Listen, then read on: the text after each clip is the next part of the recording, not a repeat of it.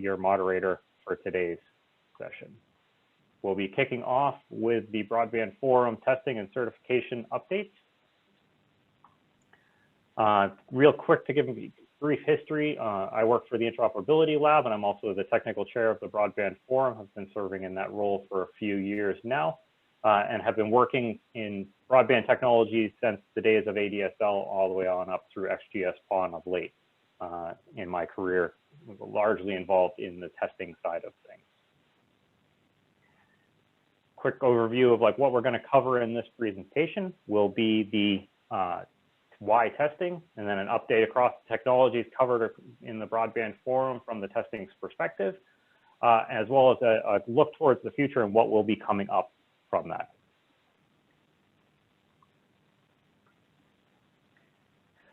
So why testing? Really, it's all about hitting the critical mass for deployments and network and ensuring that you are having evolution possibilities there. Imagine a world where you would have to replace all of your equipment in your network every time there was a technology change or you were rolling either new firmware or new software into your network. Obviously, that would be very non-ideal.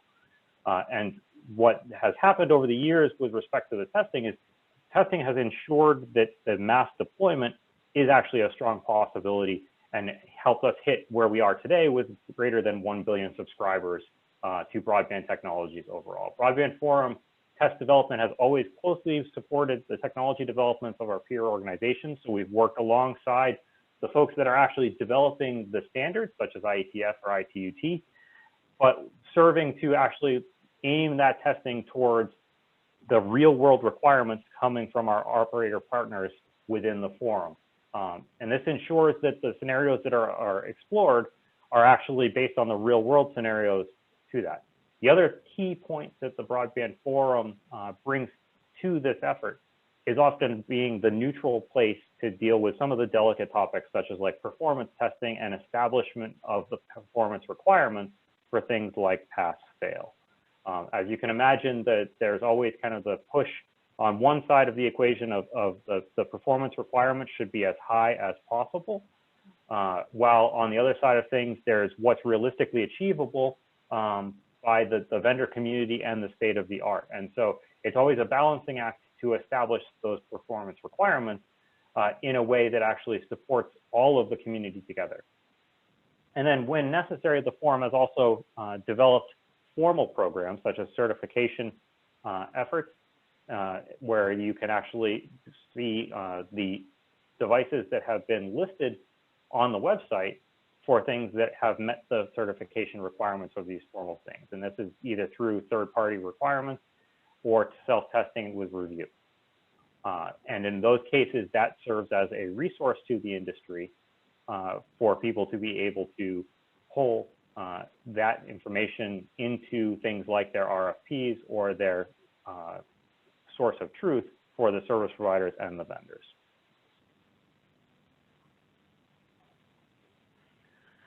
So jumping towards the DSL testing that's come through the forum over the years. Obviously, this is some of the longest in history of the forum with respect to the testing that we've been doing and been developing within the work areas. Coverage covers all of the DSL technologies, spanning from ADSL all the way on up through VDSL2, vectoring, and most recently looking at the G.hn access technologies. On the right-hand side there, you can see just kind of a covering of how we've divided things up in the DSL testing space. Largely that is divided between what we consider either functional testing or performance testing, with performance testing covering things like throughput, range versus rate, while your functional testing looks at features within the standards and specifications to make sure that things are implemented according to the technology suites overall. This work is largely carried out within the Broadband Forum's PHY-TX work area. We'll actually be hearing from Alexandra later on this session as she gives some more in-depth detail on some of the more latest work coming out of that space as well. I did want to point out that this is a good example of how updates are released within the forum. So you'll notice that a number of the documents there are actually identified as issue 2 or issue 3 documents. And so what that really says is that the forum has been continuously developing and maintaining all of this work as the technology has continued to evolve within the specifications community, right? So like as there's been new advancements made or new amendments released by the ITU-T for covering different technologies, those test cases have been adapted or updated or coverage extended within the broadband forum overall to release and update those things. DSL is also an area where there is not actually a formal program that's been developed by the broadband forum. And so the testing is largely carried out by the vendors, the operators, as well as third-party laboratories around the world. And that's been meeting all of the needs of the industry for at least the past 15 years or more.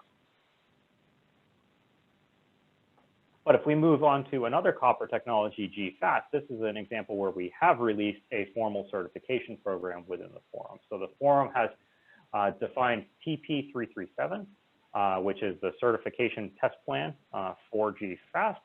And that's covering a pretty good gambit of cases where it's everything from the functional requirements of PSD, SRA, FRA, retransmission. So looking that systems are actually properly implementing those features and functionalities as defined by the ITU-T, while also making sure that it's fit for actual real world deployment. So things like impulsive noise, performance counters, and then as always, making sure that it's meeting the performance requirements for the operators to actually use this and offer the service levels that their customers are coming to expect from the modern broadband connection. Coverage in this is all the way up to the 212 profile, so both 106 and 212, both on twisted pair as well as coax, as well as supporting the 106B long reach profiles. This program has been continuously developed over the last few years. So issue 3 was actually just released this year and it's actually adding support for the DTA functionalities, both coax and twisted pair. So that's where you're actually able to change on a dynamic fashion your upstream and downstream upstream and downstream data rates as your users are either uploading or downloading content.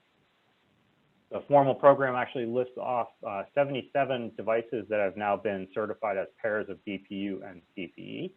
So I wanted to make sure we credited our vendors that are participating in that program here and give you the resource where you can actually go and see all those devices that are certified, as well as additional information. In all cases for the formal programs do capture not only the vendor community, but also the model as well as software and firmware version that will be available or used for that certification.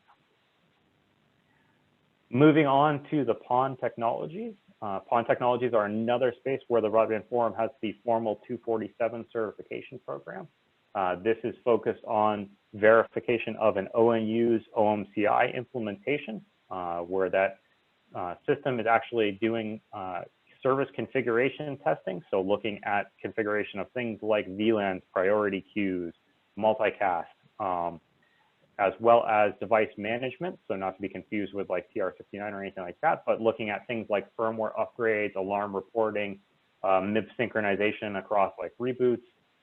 As you would expect, that this is where you see a lot of the big interoperability issues that you've heard with GPON and now XGS-PON over the world has been at the OMCI services layer. And so through the randomization and reading the enhanced OMCI, we actually have tried to push it where if your ONU, which is has to act upon any of the OMCI messaging that would be given by the OLT, it's really a good check that it can do it in any sequence. So we actually do test things multiple times, and then they actually have some level of randomization in there, which helps ensure that a certified ONU is interoperable against a largest set of possible OLTs that might be experienced out into the wild. The testing does use an OLT emulator, which allows that full control of that OMCI protocol. And there are currently 98 certified ONUs listed on the BBF's website. And those span everything from the residential and business grade devices It spans GPON and XGS-PON devices now, as well as SFP devices and integrated RG devices. So devices that would include both the ONU as well as an RG device inside a single box solution, as it's sometimes called. Interoperability testing is covered in the test plan, which is the 255. That is essentially based on the same requirements or similar requirements as the certification testing, but would be carried out with real OLT equipment. And so that you're actually getting that interoperable dimension in your site testing. And again, just a highlight of the vendor community that's participating in this program with those 98 devices that are certified and listed on the website. Our TR69 and USP certifications are based on the TR69 and USP protocols that are defined within the Broadband Forum. These testing programs are again focused on the CPE's implementation of the protocol. Coverage is largely around the core RPCs or procedure calls such as gets and sets or the processes that would be implemented through that protocol. So in TR69 terms, I would see things like bootstrap, et cetera. There is coverage for proper handling of security. So things like SSL certificate handling, making sure that the devices are adhering to timing and time synchronization with respect to security, so that if a certificate is expired, then it would not be accepted, et cetera. And then always, much like the PON programs, we're looking to make sure things like firmware upgrades and factory resets all work, because if you get something out into the field, you really need to be able to make sure that you're able to support that without having to do a truck roll or ship a new device out to a customer. USP certification is very similar to the TR69 certification with one key difference. This is the first program that the Broadband Forum has actually released as a self-certification program. So participants are able to use an approved testing tool, run the testing themselves, and then just submit a batch of results for review and approval by the Broadband Forum. So the TR69 program has 18 devices listed below. And the first certified USP implementation was actually in June 2020 this year. So that's one of our newest programs that we're getting off the ground. Now, up until this point, we've been talking largely about specific technologies, but I did want to just touch upon for a minute the open broadband work. So there's really kind of two key goals within the Broadband Forum's open broadband. One is to obviously provide that community developed set of resources, i.e. open source, and that's kind of the open broadband mantra, but also the programs define a good framework for integration and testing of those OB type projects along with vendor solutions. On the open source project side of things, we have vBASe, which is the reference implementation for that BAA layer, now containing virtual OMCI. We have the OB-USP agent, which is a reference implementation of the TR69 USP. And the newest program that we've launched off, which is the OB-UDP speed test, which is the reference implementation of the TR471 IP layer capacity measurements. So those are actual open source projects that are running inside the Broadband Forum. And then those are kind of coupling up against the work where we've actually done testing and integration as a community together. So in 2019, we kicked off that work with a zero-touch provisioning of high-speed internet services through PON. That was with multiple OLT equipment supported through the BAA layer and integrated with the ONAP open source project from an orchestration perspective. And then this year, we actually built upon that same work, bringing monitored Wi-Fi into the mix and adding the USP agent and virtual OMCI integrations as well. And then the output of that all comes back to providing documented use cases and testing setups, which are then brought through the Broadband Forum's application notes. And then really this is showing how the standard power of having these well-defined interfaces and APIs that allows the mix of basically open source and vendor products to all come together quickly and effectively to yield a productive end result. Looking to the future, and you guys all thought that you were going to just immediately get to see what that was, we're actually looking into formalizing the Wi-Fi testing that was developed by the Broadband Forum as TR398.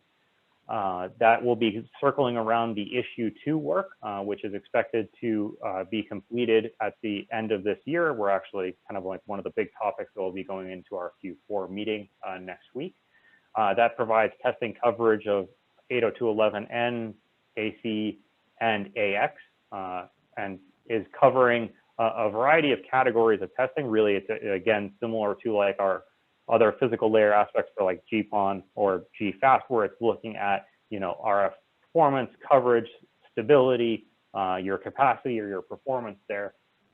And one of the key aspects to all of the 398 testing is that it's very focused on the very focused on real world scenarios that are seen by the operator community around the world. So it's not looking at like 802.11ax running 8 spatial streams and what is the highest possible marketing number that we could put onto a box, because that's not really what the subscribers and consumers of the world are out there seeing. That's what out there, they're seeing things like, I'm using my mobile phone or my laptop. That might be a 2 spatial stream device, and that's going to be kind of dictating the performance experience that they're going to be seeing inside their household. And then also, we're not testing things like legacy protocols and things that are not in common use, like 802.11n over 5 gigahertz. The program is actually going to list the 398 grade Wi-Fi devices on the website. We're looking to kick off what would be the Broadband Forum's beta trials in Q1 2021. That's a process that we go through with all of our certification programs that essentially allow us to validate the test plan, the labs, and the programs. And it also provided our members with early access to the testing and allows them to get to be the first devices listed onto the website. And then there's additional PR activities that usually go along with those launches as well. So I did want to point out that there's still time to get involved with this if you are not yet participating. The selection is going to be made during the Q4 meeting. And so you basically have this week to raise your hand and get involved if you're interested in participating in that beta trial early next year. And on that getting involved note, all of the Broadband Forum community work is community driven. Service providers, we need your use cases. As vendors, we need your know-how and your innovations brought to the table. One of the things that we've seen over the last several years is that the paces are speeding up in the innovation cycles. Things like open source coming out and becoming a strong driver in the telecommunications space. But the only way that we're really going to future-proof all this work, like I said, to avoid that scenario where you have to forklift the network every time you roll something else out, is have those standardized interfaces, those standard APIs, and testing those components together. And that holds true in basically all of these scenarios. So our upcoming meetings are Q4 2020. That's the virtual one that's happening next week. That'll also be within the same Australian time zone. And then Q1 meeting is the March 22nd through 25th in